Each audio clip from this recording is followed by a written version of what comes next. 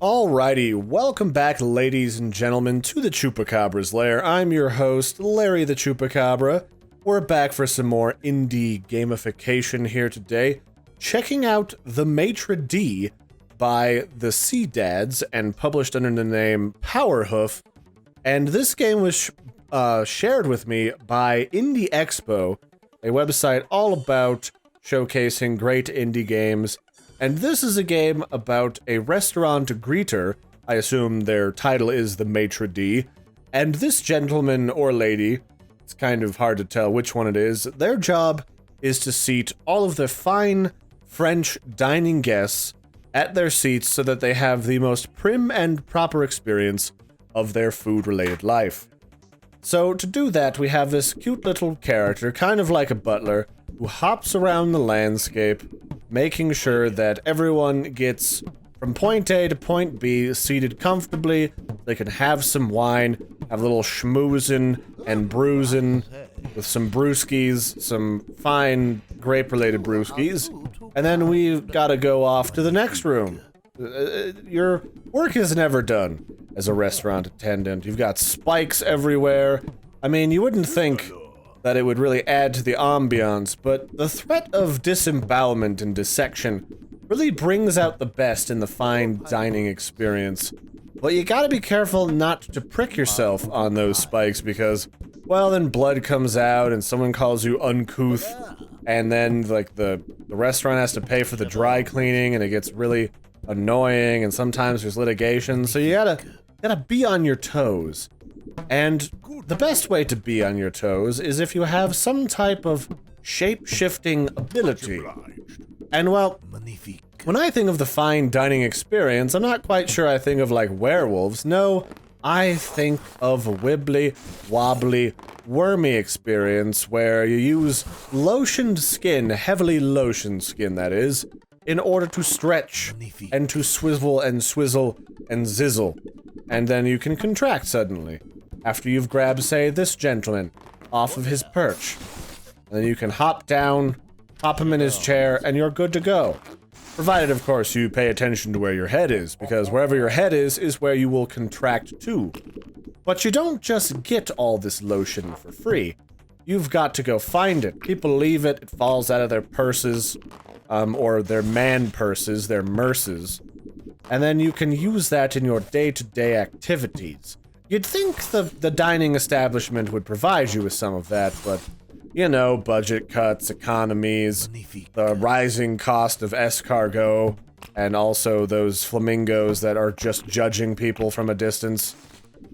But hey, it's an interesting way of handling the idea of shape-shifting when so many people during this jam, of which I've covered a few in the past, as I'm sure a lot of people who visit the channel often would know, usually it's a lot of werewolves or aliens or demons.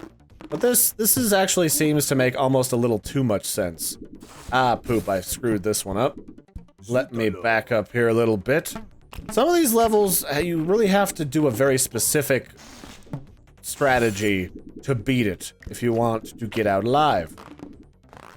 Let's see, I think what I have to do is get that guy and then jump back onto this pillar. There we go.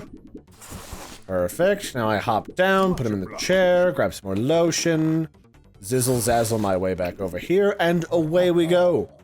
So I like this game. It's got some nice background art to it, and it's got a very simple gameplay element that really expands itself. You just have to worry about lotion and getting people to their seats in a orderly and not crazy pants fashion.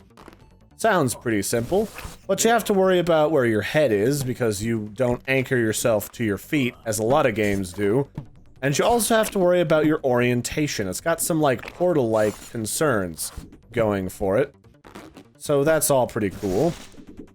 There's also some kind of cutesy little sounds going on in the background, which I'm definitely down to clown with.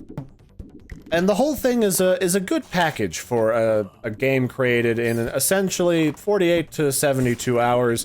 This was created with a team, so it was probably created in the 72-hour bracket. And it's pretty tasty. I mean, the thing you really want to shoot for with those types of games is something that feels like a well put together package, as opposed to just a ramshackle group of graphics and sounds. So let's see, I guess this is just a level where I just get lotion. I mean, hey, if you've got an affinity for lotion, if you're a connoisseur of things moisturizing, you might as well live up to your greatest expectation, as it were. Alright, so we have a guy with Napoleon syndrome that we've got to get to his table. People with Napoleon syndrome are great fans of high chairs. They really like to feel tall when they're eating. Even though I've recently come into the knowledge that Napoleon wasn't really that small. That was just a piece of propaganda that people used in the past for various purposes. How am I going to do this? I think... Nope, that's not gonna work. Gotta find a way to get this lady up on there. Maybe if I'm just tall enough. Nope, that's not working. How to handle this? I'm just too short. Just one thing too short for that. Wait. That almost worked out for a sec there. There we are. That's the ticket. I just gotta get her up one flight of stairs at a time. Nope, dang it. Yeah, this game is pretty simple and straightforward. It's just some of these oh, there we go. Some of these puzzles can be just a little bit fiddly in how they place you on the head. Like, I really wish there was a way of a better logic inherent in the game to do things like change the position of where they're standing on you. Because they got this whole Hunchback of Notre Dame business going on. Doesn't always work out that well. There we are. Almost. Although apparently you can get stuck underneath of tables, which is always interesting.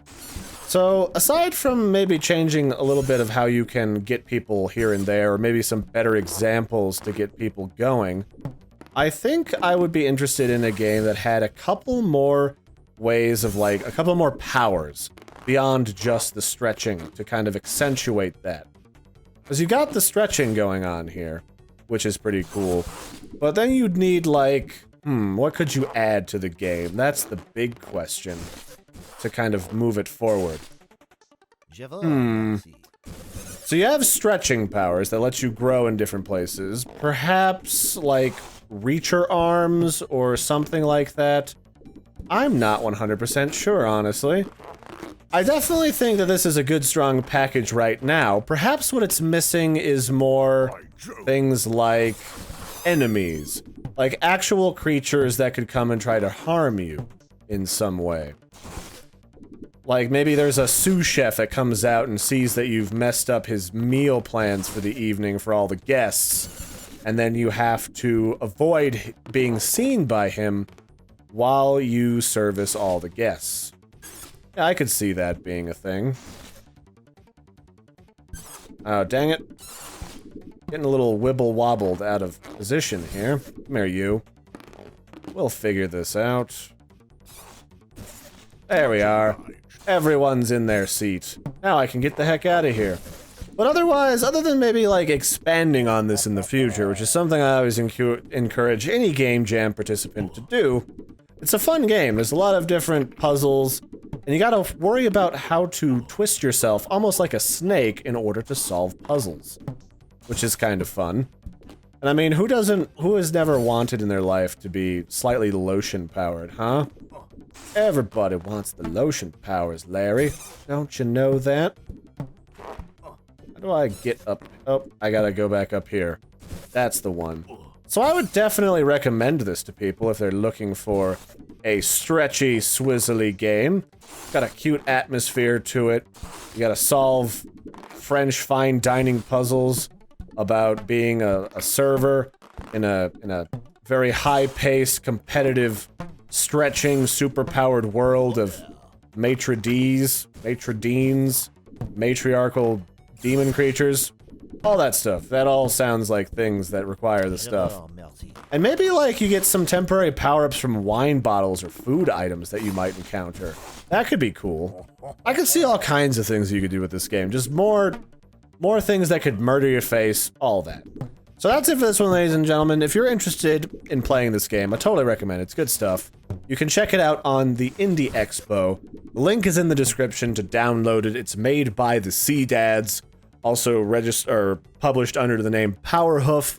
And I will catch you guys and gals next time. Don't forget to like and subscribe, and toodaloo.